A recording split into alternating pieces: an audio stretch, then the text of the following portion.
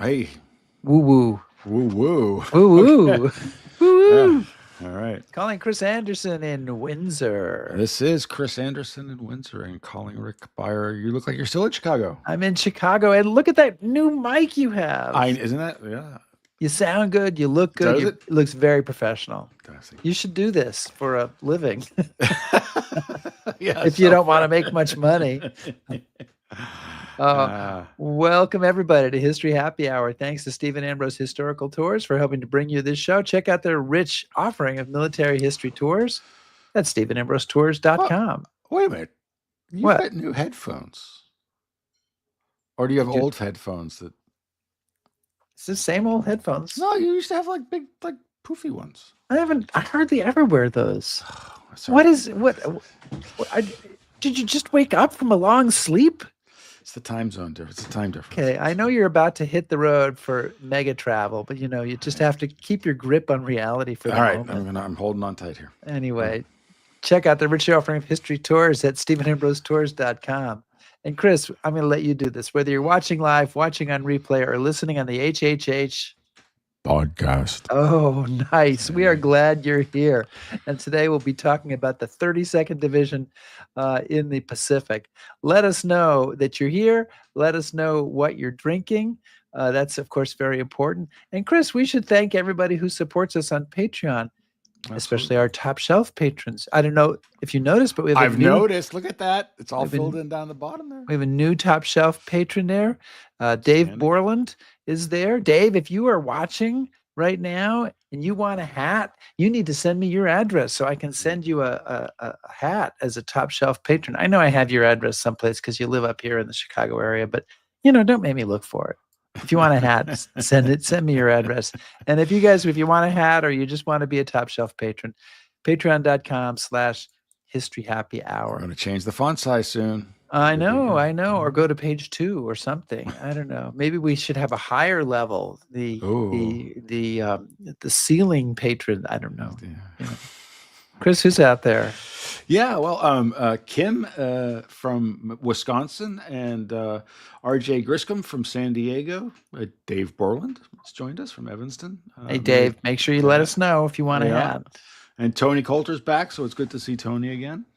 Barry Milgate from the UK. And yes, you're right, Barry. It has been sunny here in the UK, and it's been wonderful to see that strange thing called the sun. And so, welcome. Okay. And lots of other people. So thank you all for joining us. And Chris, give us a cue. Let's get going. All right.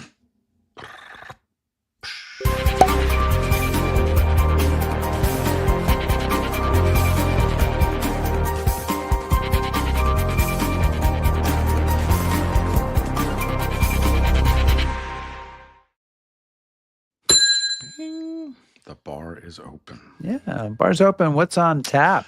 Yeah, so you'd mentioned the 32nd Division. So we're joined this week by Mark Van Ellis. He is a professor of history at Queensborough Community College of the City University of New York, but he is a native of Wisconsin. He is the author of To Hear Only Thunder Again, America's World War II Veterans Come Home. Whoa. Oh, yes. I'm sorry. Yes, sorry. Go ahead. Jeez. Bad headphones. Go ahead. You need new headphones. And America and World War I, A Traveler's Guide. But we're here this week to talk with him about his new book, Red Arrow Across the Pacific, the 32nd Infantry Division during World War II. So there we go. Mark Van Ells, welcome. Hi, thanks for having me. I really appreciate it.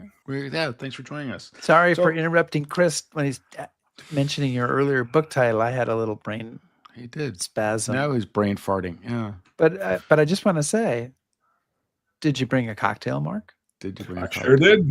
You bet. What'd you bring? I probably thought about this a little too much, to be honest. As you noted, I'm a Wisconsin native, so I originally thought beer. Yeah. But then I thought this program goes on for about an hour, and I thought maybe it might be difficult to get to the end. So I decided to have some scotch instead. What kind of scotch, Mark? I've got some Lafroig. Oh, you are a man of taste and refinement, sir. From Lafroig, Wisconsin. And there is a 32nd Division connection to the Lafroig, too. Is there? It's from the Isle of Isla. as Yeah. Scotch lovers know. Yeah. And during the First World War, a troop ship called the Tuscania was torpedoed by a U-boat right off the coast. And among some of the soldiers on that ship were members of the 32nd Really? Division. And Wow. there's a monument there now overlooking Yeah. the ocean, and it's really, really quite beautiful. And I kind of got hooked on the Lefroy when I was there. So there's a bit of a 32nd Division connection. Cool. Well, Lefroy is Nice. good, but I have Glen Turret 12, so that's my Scotch. I'm drinking a beer. I should have brought a Leinenkugel to honor Wisconsin, but this is a Bell's Two Hearted IPA. So, Or maybe cheers. an old style or something. Oh yes. So I could have gone with Ham's, more of a Minneapolis connection. But anyway, Chris, go for it. All right. Well, okay.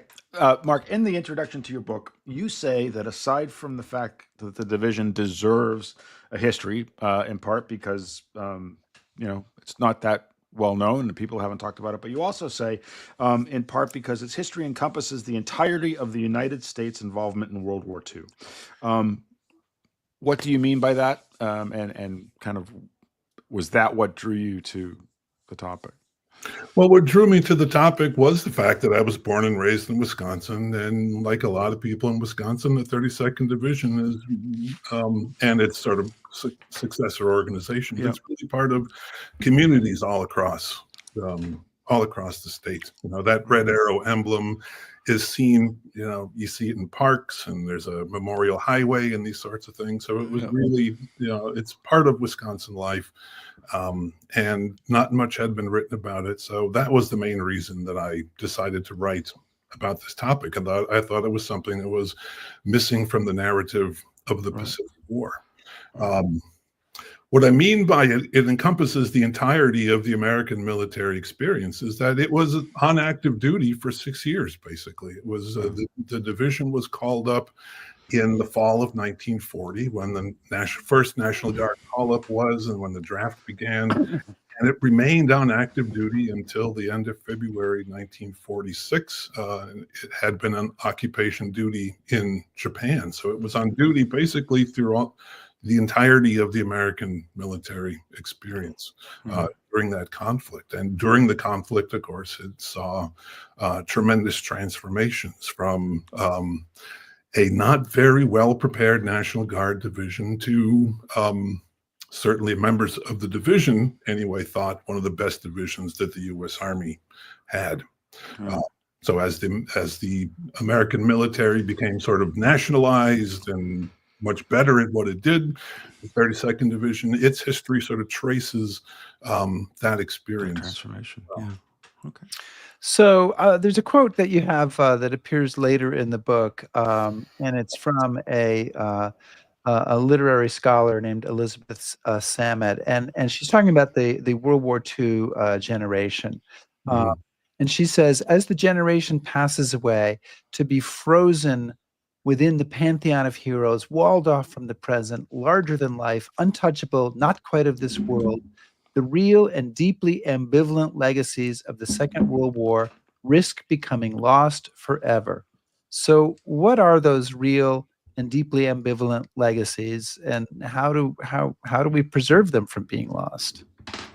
The World War II experience, like any other war experience, I suppose, it has many different aspects to it. In our popular culture, we oftentimes tend to focus on the valor of many soldiers.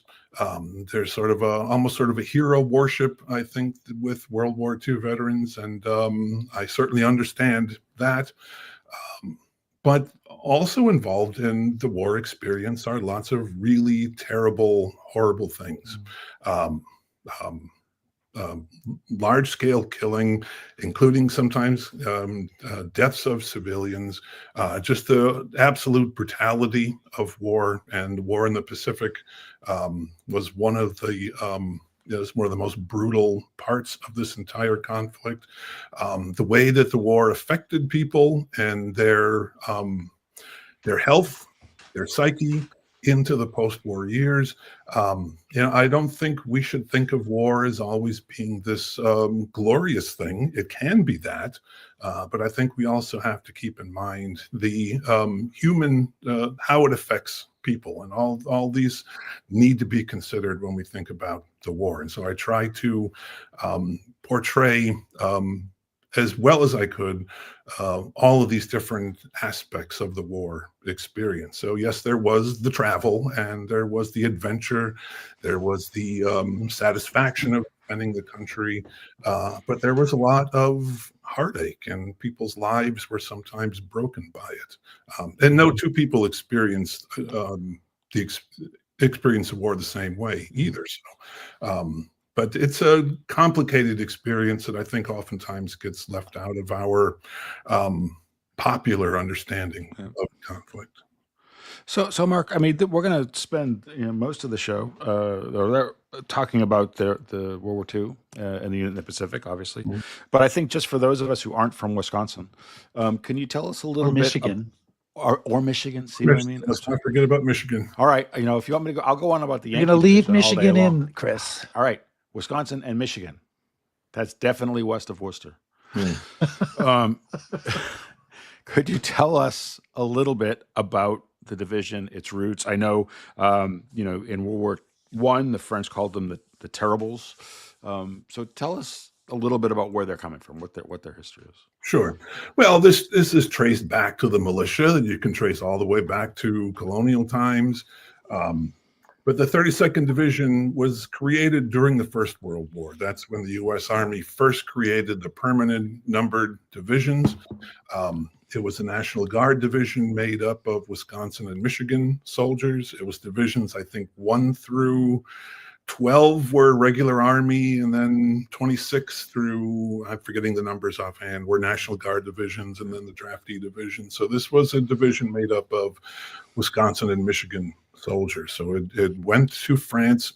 It had a good reputation during the First World War. The French called it, as you noted, Les Terribles. You said that much better than I did. Yeah. My French is horrible. That's the best I can do. But not as bad. For their ferociousness. And it does. I know this doesn't mean they're terrible. It means they had a ferociousness to them. And they were on occupation duty in the Rhineland after the war, and then came back and were demobilized. They were not very well trained and organized through much of the post-war period. The U.S. military had sort of had lapsed during that period, and then was recalled during the Second World War. Okay. So it's a National Guard division. Yes. And so it's one of the things that you kind of make clear is it's a little bit looked down on by the regular Army, and not only early in the war, but even kind of getting later on. There's the sense when MacArthur is commanding the armies in the Pacific that he's looking down on the 32nd Division. So is that just like a little cultural oddity that that's National Guard, so we kind of look down our noses at them, or does that have an actual impact on the division fighting in the theater and the sort of the way we remember the division? Yeah, that's sort of hard to say. I mean, there has long been that tension between the regulars and the National Guard, and those on active duty oftentimes, even still today, look down at the weekend warriors, quote unquote. And there were real questions as to how well National Guard divisions were prepared. In the book, I note some of the how the training between the wars wasn't always that good. I forgot what I was going to say. Don't you hate when that happens? That happens to me. That happens to me all the time. I was asking about the fact that they were looked down on, and did that impact them in a serious way, or was it just kind of a little cultural oddity? I think perhaps at first, When it comes to the question of MacArthur, I mean, he's sort of famously known as an egomaniac and someone who very much wanted to grab the headlines and didn't want to look bad in the newspapers. And the 32nd Division was the first U.S. Army division sent in to fight the Japanese. The Marines, of course, had been in Guadalcanal before that, but they were the first U.S. Army division. And is oftentimes the case when it's the first time a division had been in combat, it at first didn't do that well. Was it because of the soldiers? Was it because of the training? Was it because of the leadership? There are many different ways you could certainly look at that. Now, as the war went on, as I think I mentioned earlier, the regional character of these National Guard divisions begins to change as replacements come in. These divisions are nationalized. So by 1945, let's say, it's not really a National Guard division anymore. It's a truly national division. But it does seem that MacArthur seemed to hold a grudge for whatever reason against the 32nd Division, whether or not it was because it was a National Guard division or because it was the division's initial performance at Buna or whatever it was. That sense seemed to haunt the 32nd Division throughout the war, even though at the end of the war, the Japanese noted how they thought it was the best division that they were fighting in Luzon. That reputation, for whatever reason, still held on. And I suspect you have a combination of old ideas are hard to kill sometimes, perhaps a prejudice of regular officers. It's hard to say.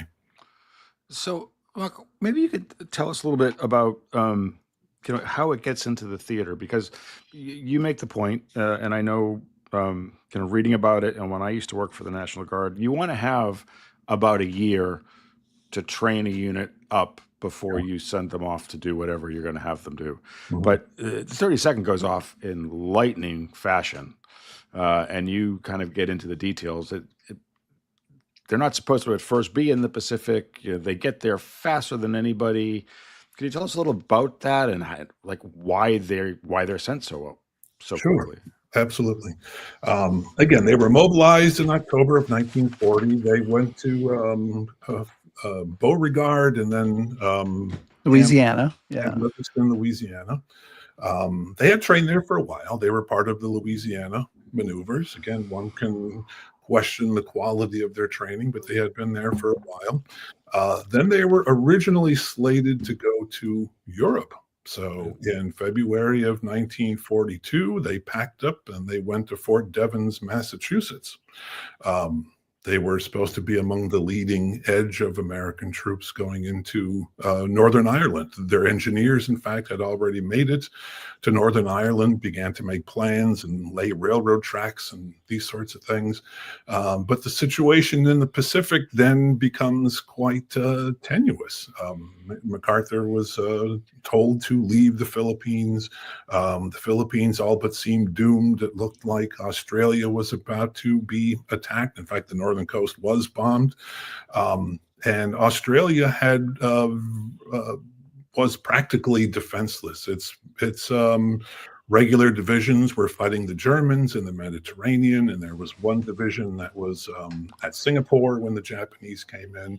So Australia was Australia was in big trouble. So the 32nd Division was rushed from Massachusetts, sent on a cross-country railroad trip to San Francisco. And then from San Francisco, they had a 3-week voyage across the Pacific to Adelaide, Australia.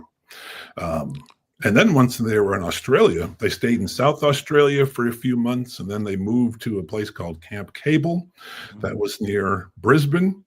And they were there for several months when they were then thrown into the fight against the Japanese. So this was a division that was almost constantly on the move, basically from February of 1942 up to the first leading elements went in September of 1942.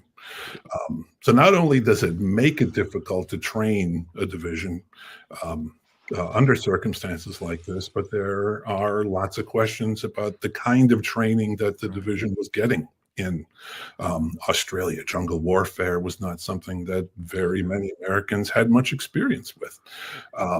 And so the training of the division, many have faulted for its initial performance at Buna. Well, I mean, I know General Eichelberger said that none of our guys were ready for jungle warfare when we sent them into the jungles. I mean, I think. Yeah, they were getting more of the same. Again, they were trained for war in Europe.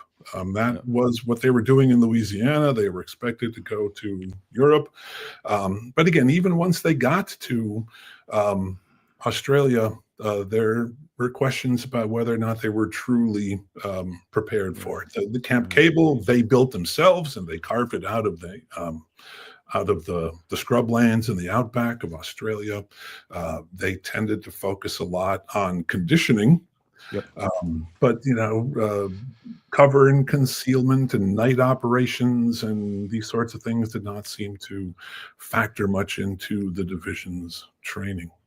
So they're going to go into action in New Guinea.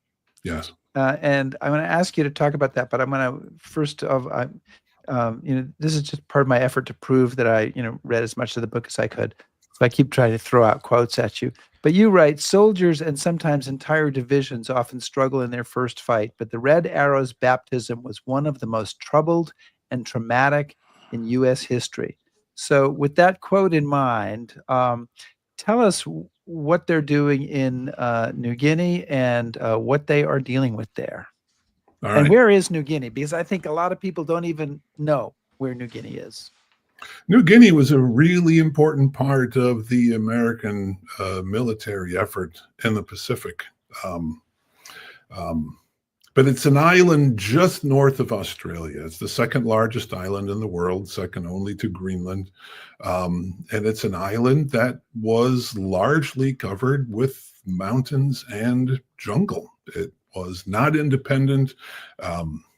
Basically the Dutch and then later the Japanese controlled the eastern half. The Australians controlled the western half.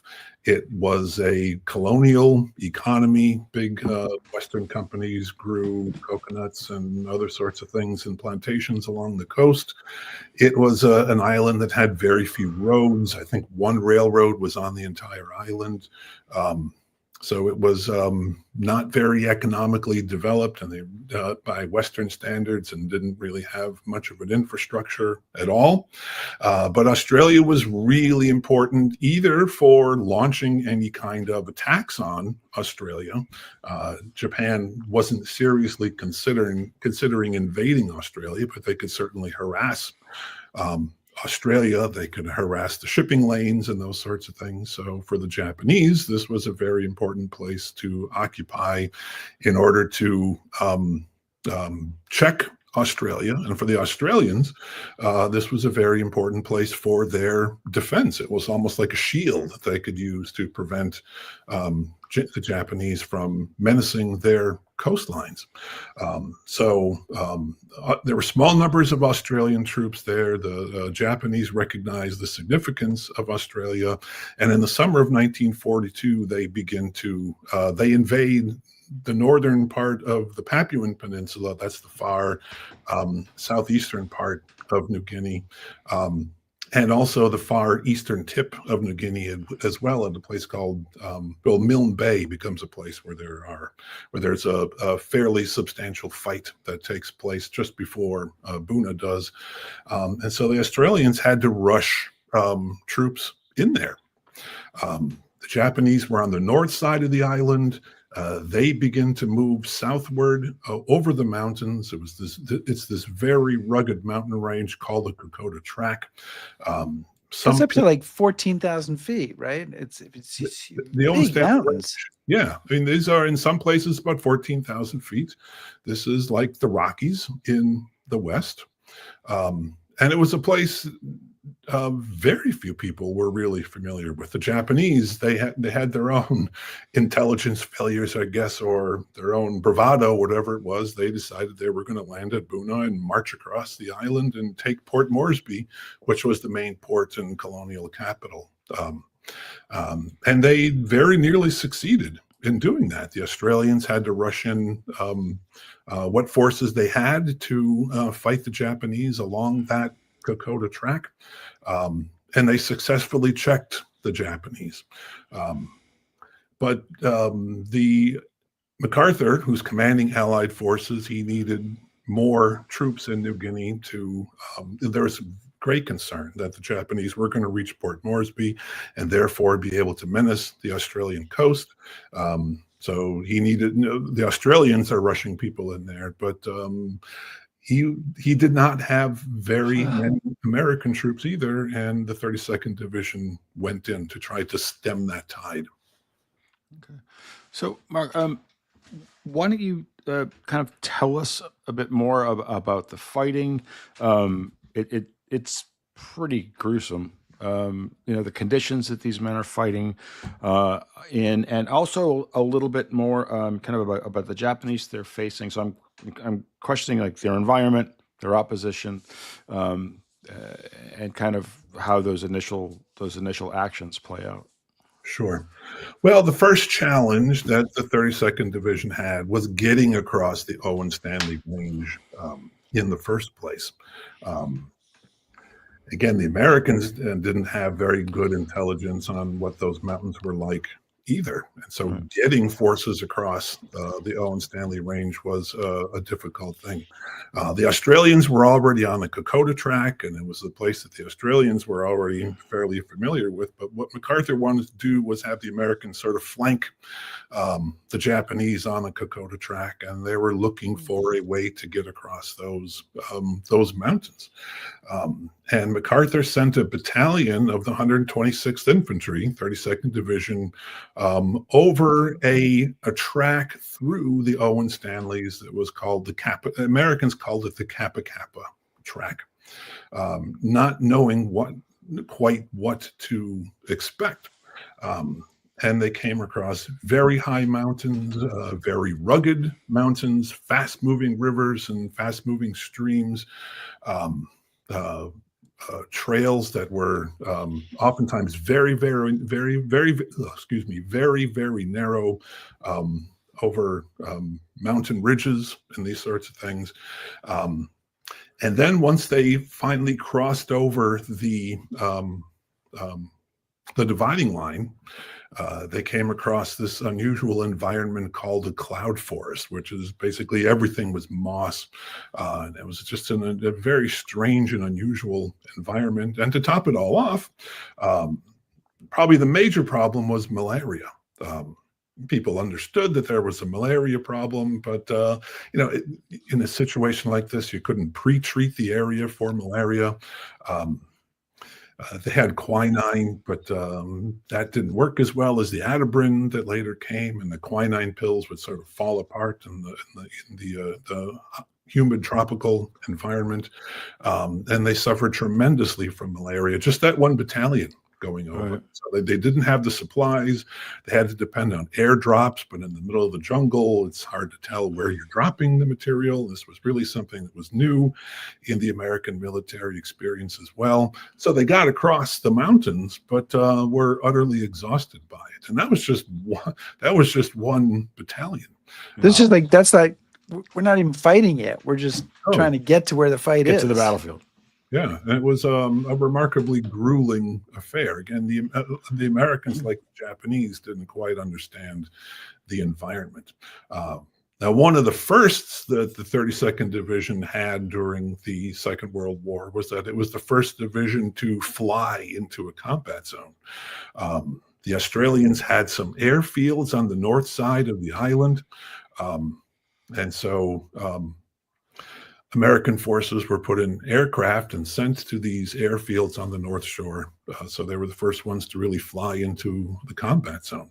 Going around the northern shore, by the way, that was a very problematic thing. The shoreline was not very well mapped. There were reefs that were uncharted, and the Navy, which was fighting Guadalcanal, really didn't want to provide MacArthur with very much support. So an amphibious invasion really wasn't part of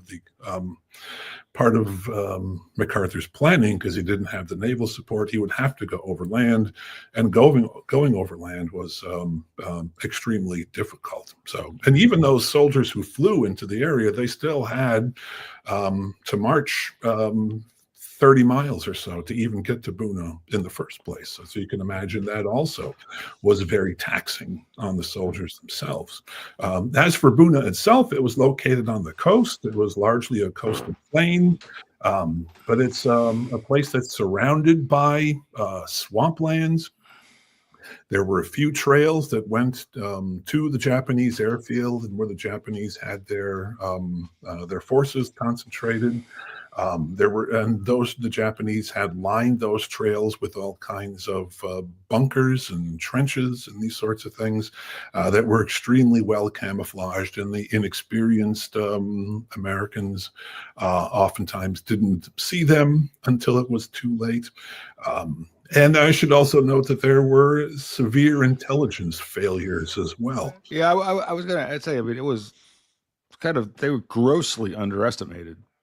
The Japanese, or MacArthur's staff, I should say, not. Yes. Yeah. Well, even those commanders on the ground, they were convinced that the Japanese were beaten by malaria and maybe only had about 2,000 soldiers there, and that turned out not to be the case at all. There were 6,000 soldiers, Japanese soldiers, in 3 pockets around the Buna area, well entrenched, pretty well supplied. Many were battle hardened, whereas American troops were not. They were rookies. Yeah. And that was also a contributing factor to the traumatic first combat that the 32nd Division had. Some Australian soldiers were experienced in the Mediterranean. MacArthur and many American commanders tended to discount Australian military prowess, and they probably should not have. Yeah. Well, there were some members of the 32nd Division who were combat experienced, because they had fought for the International Brigade in the Spanish Civil War. Yes. And we've talked about people like that, Chris, on the show before, who were in the Spanish Civil War and then were involved in the U.S. Army. You got a couple of people in the 32nd that you write about that fall into that category. Can you tell us about them? And when you do so, do make sure to mention what happened to Robert Thompson after the war. But tell us about those guys. Okay, and we'll talk about Robert Thompson. Well, I'll talk about there's 2 people I feature in the book who had fought in Spain in the international brigades and who had communist political affiliations. The first one I'll talk about, as you mentioned, was Robert Thompson. He was from Oregon. And to take a step back a little bit, just before the division went to Australia, they were about 4,000 under strength. And so there were trainees from West Coast training bases that were thrown into the division at the last minute. I mean, they were literally in the division for, I'm sure in some cases less than a week, and then they got on a boat and they went to Australia to go to war. So when this first big batch of replacements came from West Coast training camps, and so Robert Thompson was one of these who I believe he was at Camp Roberts, California. He wanted to continue his fight against fascism in the U.S. Army, so he enlisted in the U.S. Army. He ended up in the 32nd Division, went to Australia. He won, I believe it was the Distinguished Service Cross. Thank you. For leading this river crossing west of Buna, during the conflict. They were on the way towards the Sanandana track. So he won the Distinguished Service Cross for that. And he was very, very enthusiastic about fighting fascism. He wrote this primer to jungle warfare. He published an article in the Infantry Journal about sniping. So he was gung-ho about fighting fascism, but malaria eventually got the best of him, and he was medically sent back to the United States and was medically discharged. As for his post-war career, he maintained his allegiance to communism. He continued to be a communist activist, and in the Cold War, of course, that was not very That's a no-no. in post-war America, and he was jailed for his communist activities. He jumped bail, and they recaptured him, and they added more to his sentence. So he served, I think, 3 or 4 years ultimately of his sentence before he was released. And he died of a heart attack in 1965. Maybe it was 66. I'm blanking on the date offhand. And there was a sort of a big controversy about whether or not to bury him at Arlington. The original plan was to bury him at Arlington, and there were people in Congress and the Defense Department later didn't want to bury him. It went into the courts, and eventually the courts ruled that his remains would in fact be at Arlington Cemetery, where I assume his remains are still to this day. The second figure was perhaps the most, during the war years, perhaps the most famous member of the division. And this was a German immigrant named Hermann Bacher. He, as a teenager, got involved in the communist movement in Germany. If you know German history at all, this was not that unusual in the 1920s Germany, the street fighting that went on in Germany after the First World War. So he eventually left Germany. He went to Australia for a while. Then he went to San Francisco, where he lived with an aunt. He had been to Spain as well. And had apparently had quite a reputation for his combat prowess in Spain. He too wanted to continue fighting fascism, so he enlisted right after Pearl Harbor. Again, he was in San Francisco, so he ended up in the 32nd Division just as it was being sent off to Australia. So these were two soldiers who did have combat experience. Bacher gained national headlines for an attack he led at a place called Boona Village. It was it was on sort of the eastern end of the Boona pocket. He led this assault that basically cut off Boona Village from the rest of Japanese positions. This was called Bacher's Corner. He managed to take it. He managed to hold it, and by all accounts, he did this quite bravely. He took a machine gun apparently at one point and machine gunned a Japanese supply ship off the coast, and he managed to hold this position, and the Japanese would eventually be forced to evacuate this place, Boona Village, and this gained him national fame. He was in Life magazine. He was featured in other magazine articles as well. His story was in He won 2 Distinguished Service Crosses. Yes. Yeah. He was featured in newspapers. He was the one-man army from Boona. As I recall, I could be wrong about this, but I'm thinking offhand, of all the magazine articles and newspaper articles he was featured in, they mentioned that he had fought in Spain. I don't recall that any of them mentioned his communist affiliation that didn't fit well with the Soviet Union, but it was still a controversial thing. So that wasn't mentioned in many of the other articles. He went on in the division. He would eventually go on to command the reconnaissance troop. He was promoted from sergeant to captain. Captain, yes. He commanded the reconnaissance troop in New Guinea, then on Leyte, and he was killed on Lake T in December of 1944. And when he was killed, this led to another wave of newspaper articles across the country. An article about him was in Yank magazine. So he was probably the most famous person in the division during the war years.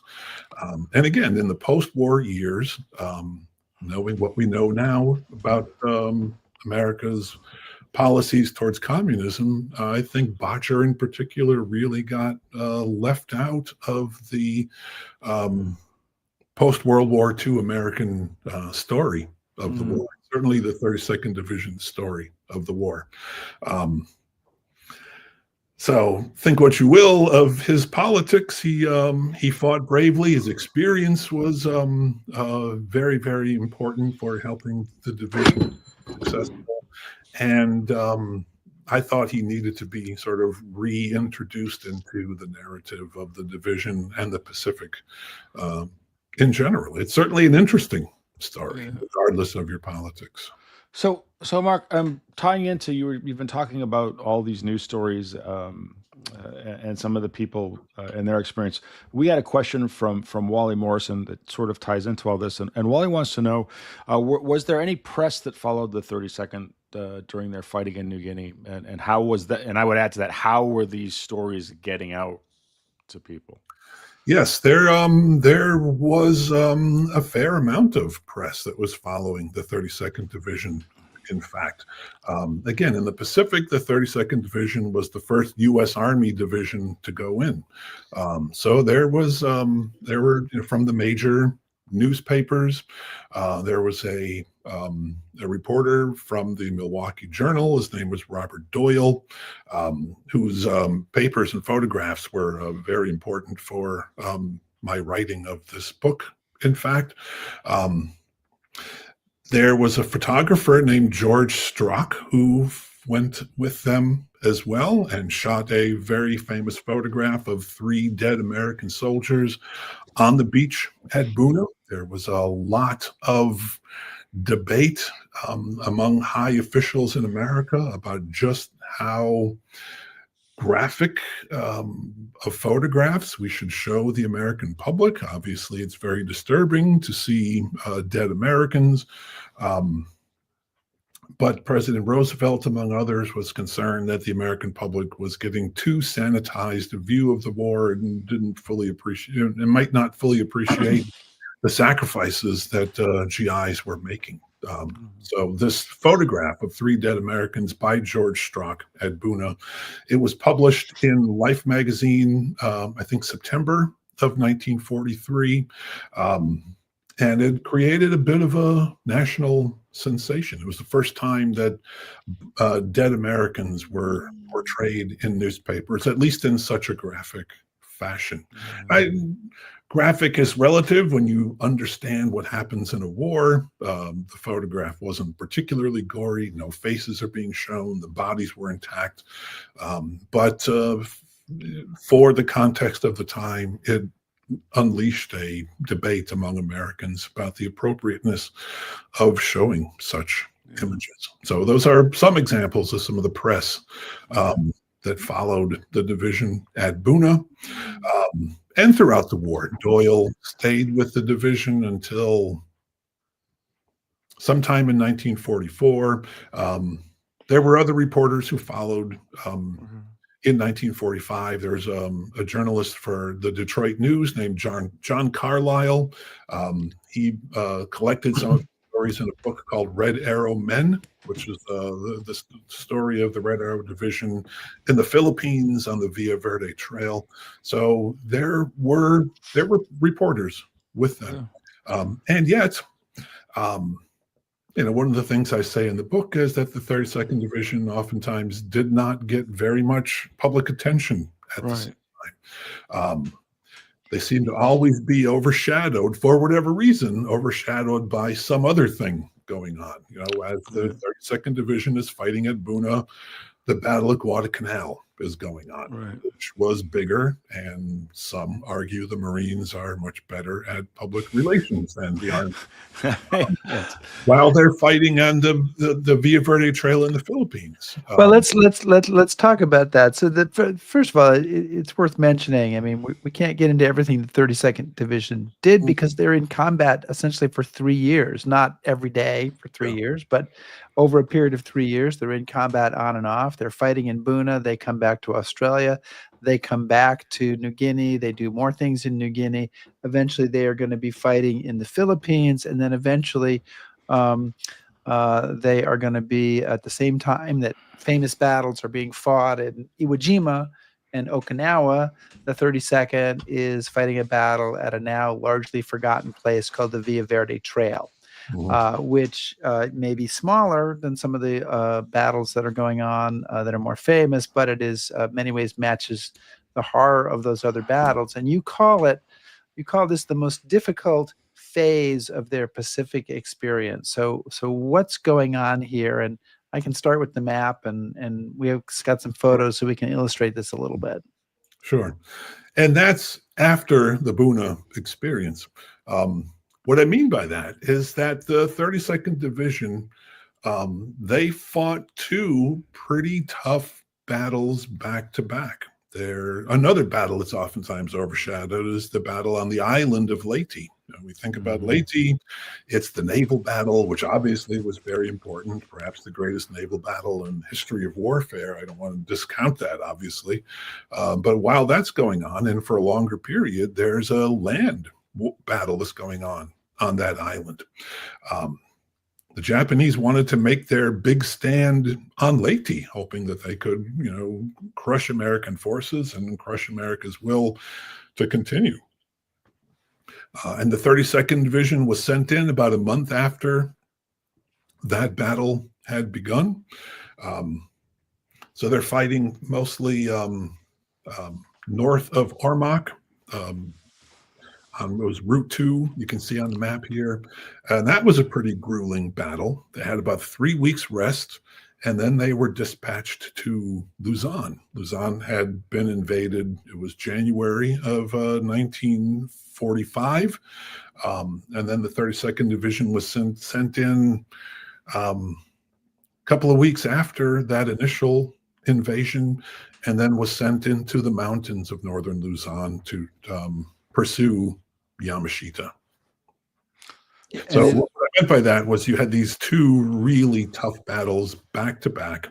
And on the Villa Verde Trail, just to be clear, this was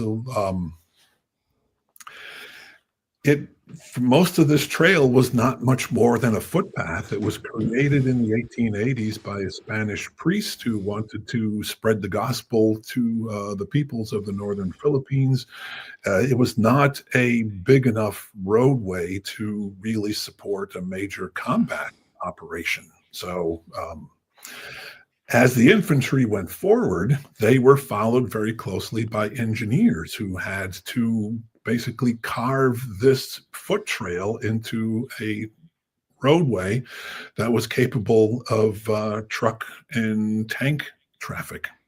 And this is in the mountains of the northern Philippines, and the Japanese had time to prepare this and had these interlocking bunkers and self-supporting bunkers. And it was, people are familiar with the Battle of Okinawa. It was much the same thing. Every one of these bunkers had to be rooted out one by one. And it was exceptionally bloody business. So picking up on that, and this is also kind of looking at Buna and then carrying that into the Philippines. I want to talk about casualties because, I just looking at the New Guinea campaign, I'm quoting Stanley Frank here, and he said, the Papuan campaign was one of the costliest Allied victories of the Pacific War in terms of troops committed. The 32nd committed 9,825 men to combat in New Guinea. It suffered 2,500 battle casualties and a further 7,125 casualties due to illness brought on by the conditions in which they're fighting. That's over 100% casualties. So how is that division sustaining itself, continuing to prove and act effectively? And are there casualties similar, Lady and Luzon? Are they? Is this, what their experience is? Yeah. Buna was a bit different in that so many of the casualties were malaria. Again, the U.S. military and that's not to take away from the really hard battle deaths and psychological casualties and these sorts of things. But what really led to, I use figures from Samuel Milner's book in the Green Book series. That's how you get 90% casualties. Yeah. It's just the malaria that really hit that division really, really hard. Soldiers were kept in combat even with fevers well over 100 degrees. And when you read the accounts of the battle, many soldiers write of fellow soldiers who died of fever while they're in a foxhole facing the Japanese. And when it came to malaria, even those behind the lines were greatly affected by it. So if you're a supply sergeant in Port Moresby or at Milne Bay, which was a major supply base for the Red Arrow, you got malaria there as well. Now, by the later campaigns, let's say the Villa Verde Trail, the fighting was every bit as brutal, maybe even harsher. But by that time, the U.S. military had Adabrin. It was a better prophylactic drug against malaria. The Army had a better idea of how to treat areas for malaria, spraying swamps and these sorts of things. And on the Villa Verde Trail, it's in the mountains, so it's not as much of an issue. So those exceptionally high casualties at Buna, a lot of that is the malaria is what really put that over the top, which was significant, but less of an issue as the war went on. Combat-wise, I don't know how you judge how one battle is worse than another, but probably on equal terms. But it was the malaria and the disease issue. I should mention also dengue fever. GIs talked about what they call jungle rot, various kinds of fungal infections that they got, dysentery and these sorts of things from rotten food, spoiled rations, drinking untreated water, these sorts of things. The disease is what really put Buna over the top. And those are some of the lessons that the U.S. military learned in those later campaigns. Well, speaking of lessons learned, the 32nd is in action, as I said, over a period of 3 years, from the fall of 1942 to the fall of 1945. Obviously, there are huge personnel changes at that time. There's very few people, although there are some who are in action from beginning to the end. But there's also a great upheaval in tactics, training, equipment over that period. I mean, the army that launches this unit into war in 1942 is very different from the one fighting 3 years later, isn't it? It is. It absolutely is. Just to give you a sense of how unprepared the 32nd Division was when it went into Buna, they didn't have camouflage fatigues. So just before they head up to Australia, they send their uniforms off to a cleaner. I can't think of the word I'm trying to think of. A shop in Brisbane to have them dyed green, just to give you a sense of how unprepared they were when they went into Buna. Plus transporting supplies and people and things like this to the Pacific early in the war. American war production is just getting ramped up. The U.S. military doesn't really have the infrastructure. They don't have a system for replacements. There were very few replacements that went into Buna.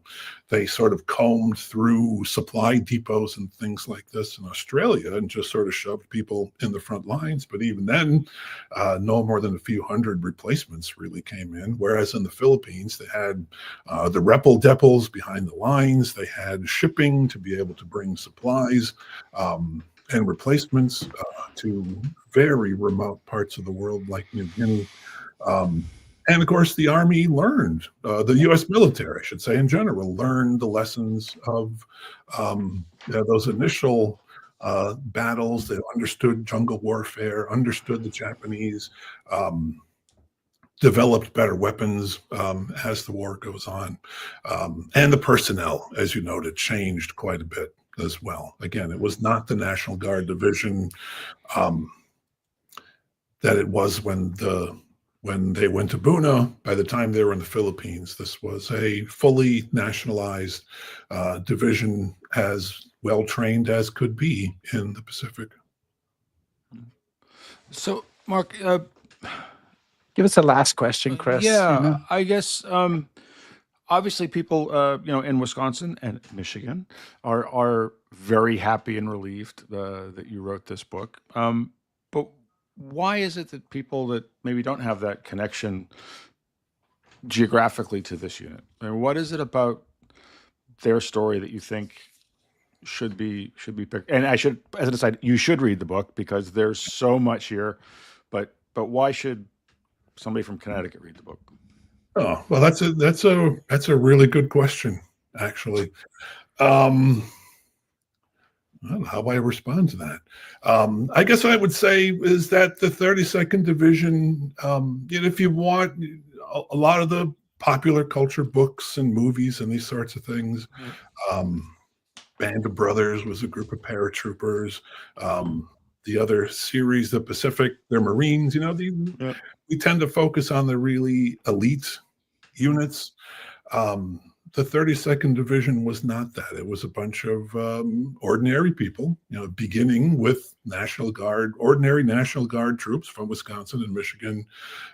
As the war progresses, it's full of a lot of ordinary guys from all across the country, but it wasn't elite. It wasn't, didn't have special equipment or anything like this. It was extraordinarily ordinary. Maybe I'm overstating the case there, but I think that's why. It's the everyday person. I think the 32nd Division represents them. Well, I'll add to that. I'll answer that question too, Chris, because Okay. I did really enjoy this book. It's the first U.S. Army division to go into action in the Pacific. It's one of the last divisions to be fighting against the Japanese 3 years later. It's got numerous Medal of Honor winners, but it goes through terrible, terrible times as well. Everything in the book, from the fighting to the dealing with the bordellos to the connection with Rock Around the Clock. Well, and you have to pick up the book if for no other reason than this.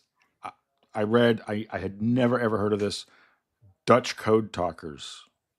There you go. Right. Dutch Buy Code the book Talkers. and find that. That's It was fairly spontaneous. So there's lots of reasons to read this book, guys. We so appreciate that we've had on today Mark Van Ells, and he is the author of Red Arrow Across the Pacific, the 32nd Infantry Division during World War II. Mark, thank you, because I did not know anything about the 32nd Division story, and now I do.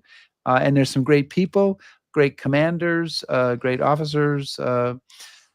There's a million stories in there. Thank you so much for joining us today. Thank you once again for having me. I really appreciate it. Okay. Good luck with it. Thanks.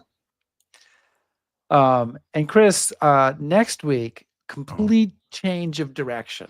Yes. Yeah. Which we'll want to do. As is a history happy hour motif. Ooh. Is it a motif? Can we have a motif? Something like that.